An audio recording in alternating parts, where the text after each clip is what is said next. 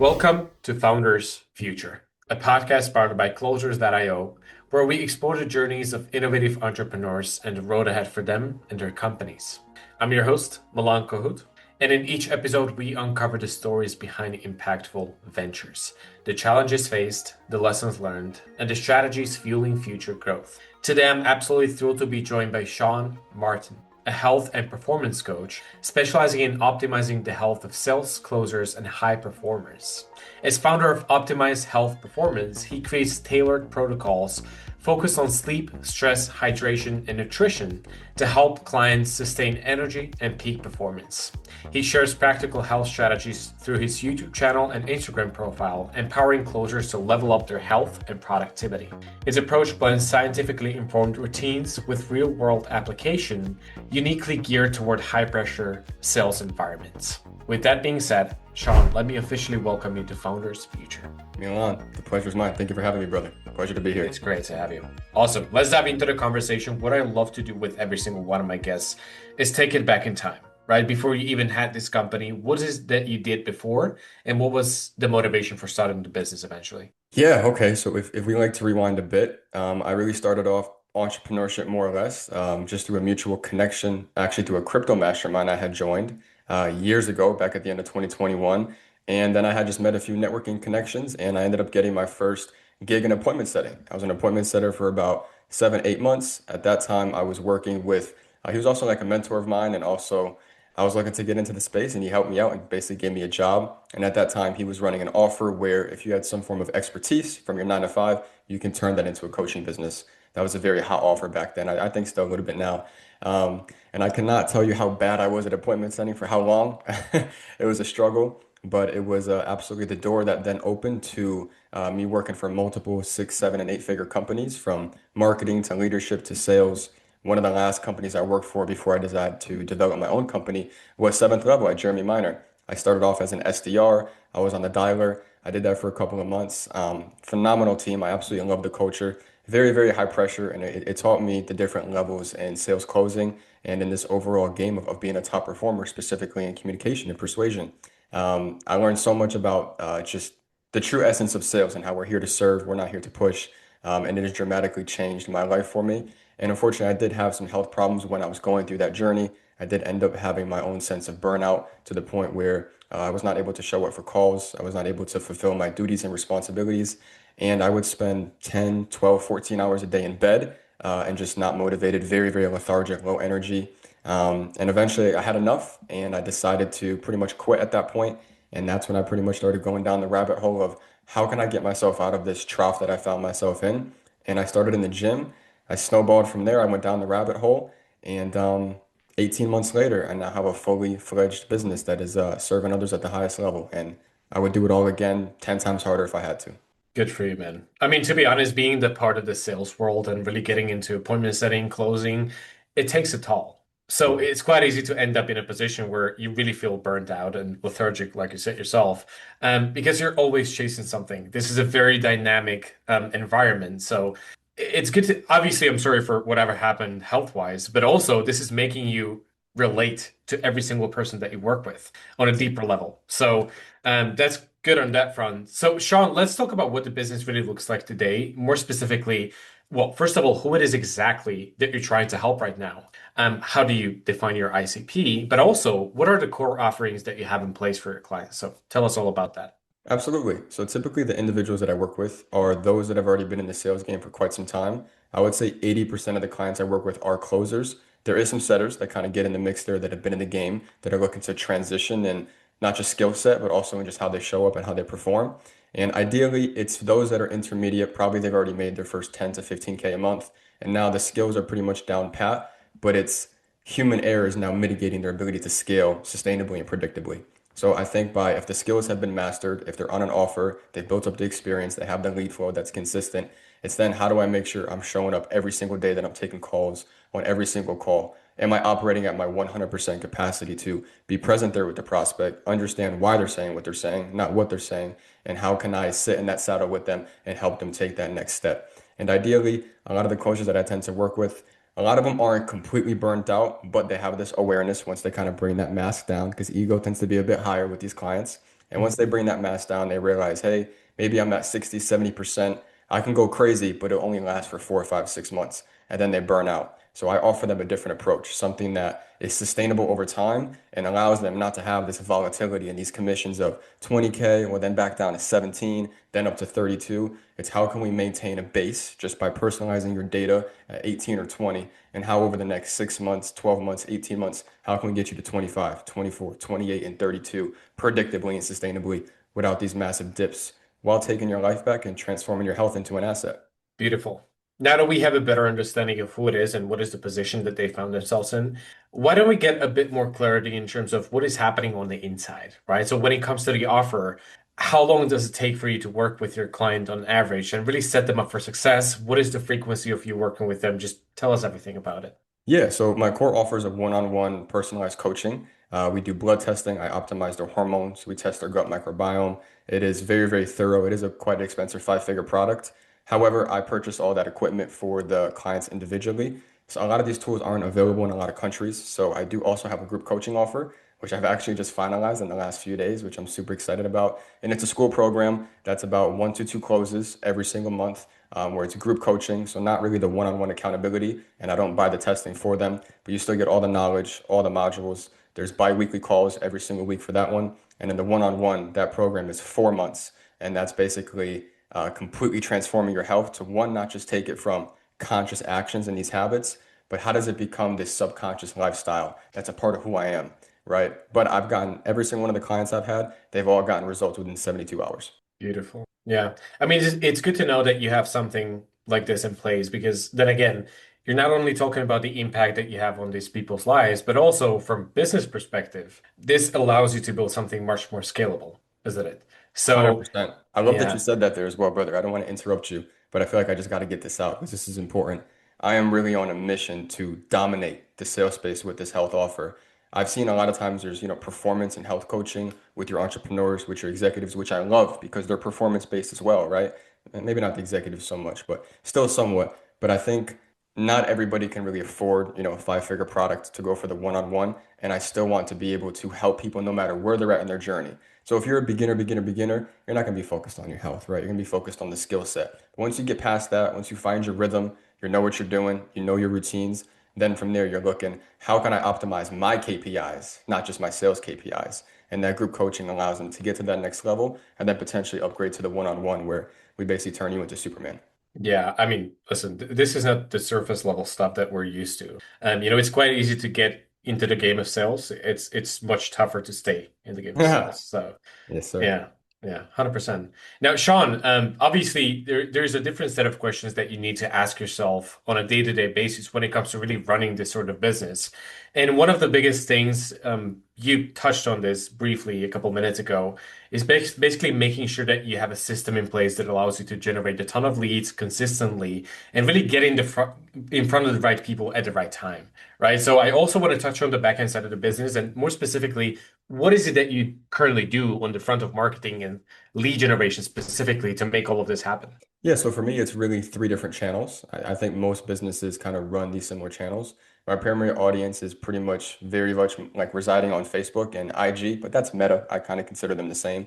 I'm not active on many other socials, but I have my YouTube and I have IG and I have Facebook. So IG and Facebook kind of capture the attention. People get to know me. They understand if they want to learn more from me, right? As a coach, we're really always selling ourselves first, then the coaching, right? And then they kind of come down to YouTube where I mean, everything is on YouTube. I pretty much give everything away that's really on YouTube. The only thing that's not on YouTube is me hopping on a call with somebody and going through the personalized testing. That's the only thing you're not going to see on YouTube.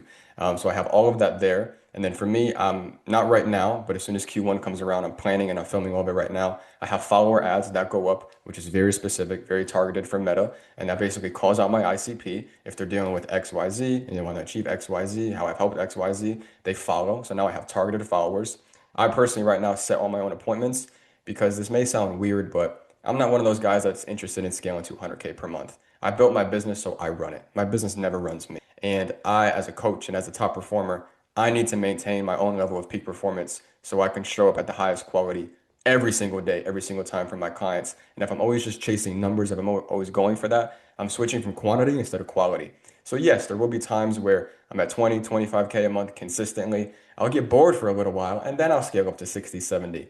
But I'm not after this just money-driven, greed-oriented path. I'm more on a fulfillment and delivery. I'm on a mission to take it over one person at a time. So I do that by I have a lot of referrals that come in from clients that I do.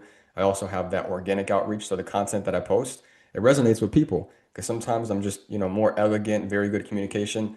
Other times I'll be right in your face and I'll call you out, and I'll say, hey, Yeah. once I call you out, now you're kind of in the funnel. Now you start getting nurtured by more of the content, and eventually you either take that step or you don't.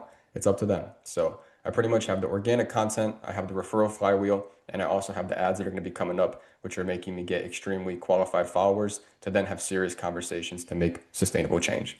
Absolutely. And this is very interesting. I would love to dig deeper into this for a second, because I completely understand you talking about the level of freedom that you wanted to create yourself and also keeping yourself sane and not really, seek up the standards from the sales world, always chasing something. So that makes a lot of sense.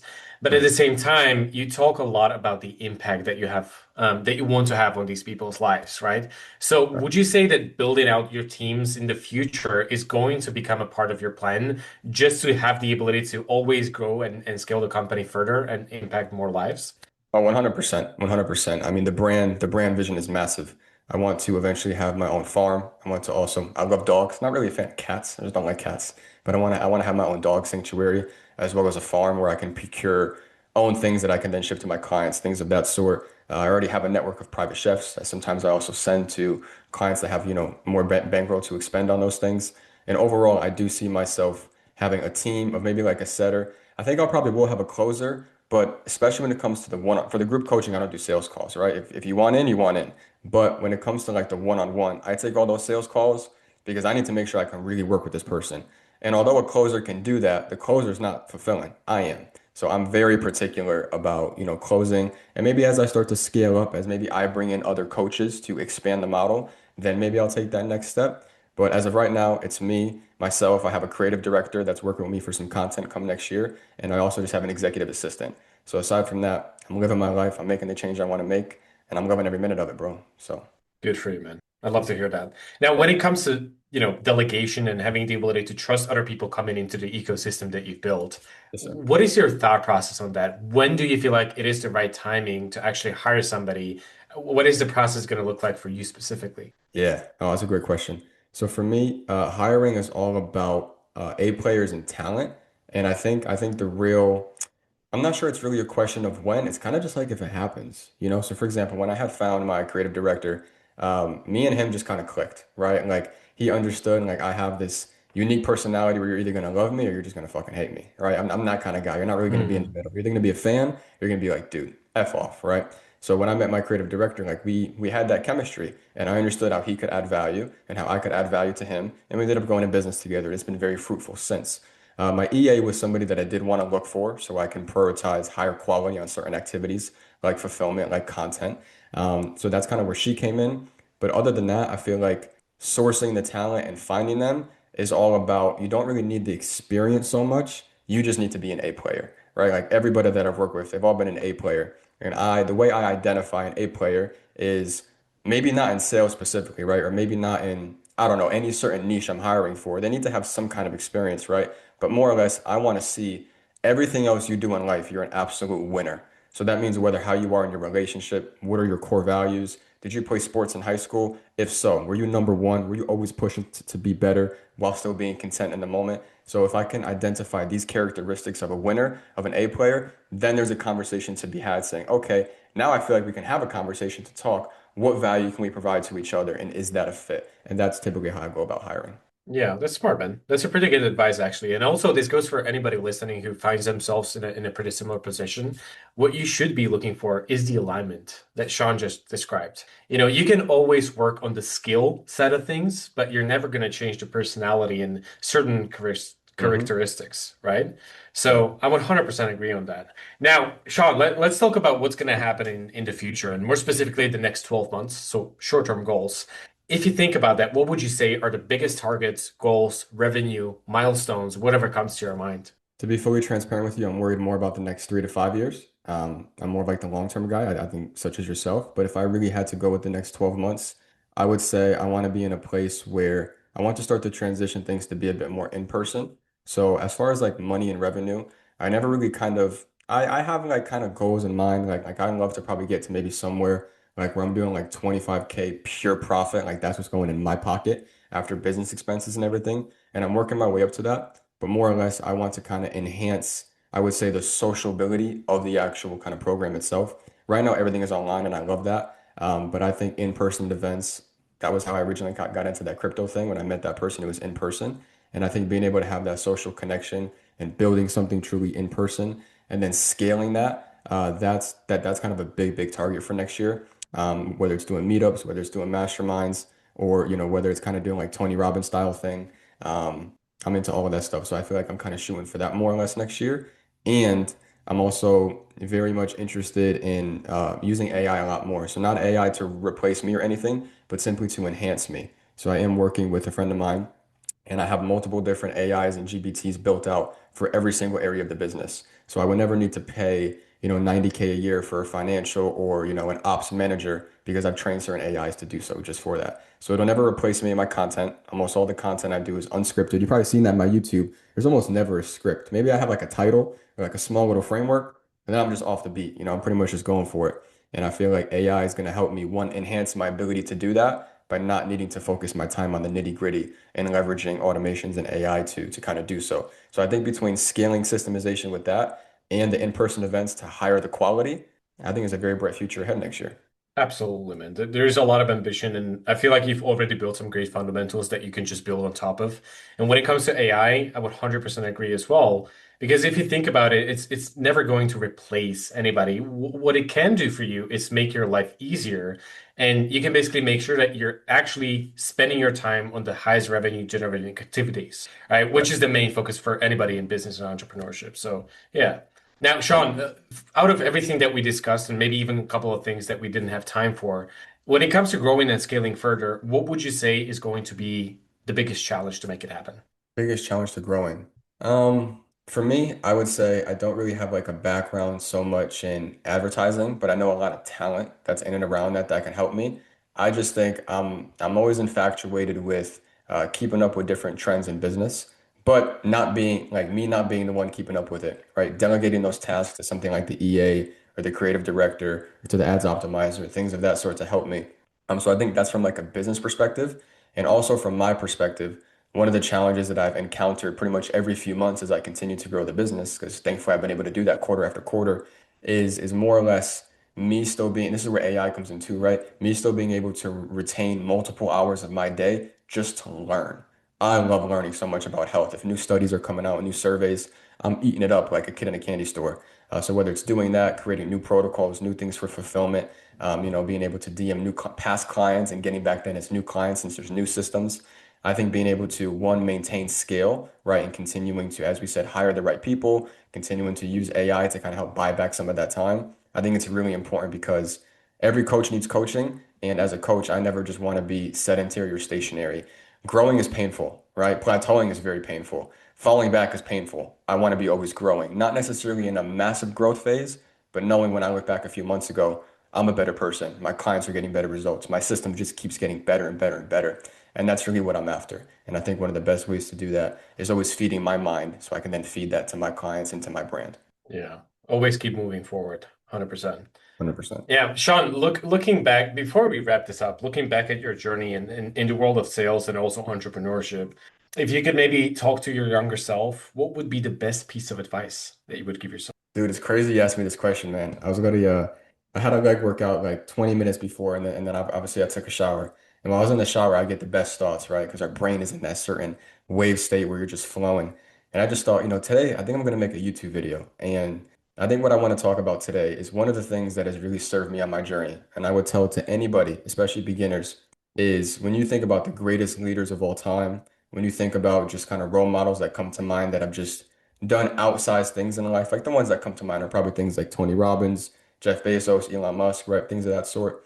I think the one driver that they all had was one, a spiritual connection with a higher power, however it is people define that. And then secondly is an overwhelming self-belief in themselves. I know for a lot of people, it can be hard believing in yourself, and maybe doubting the process, but I've never had that problem.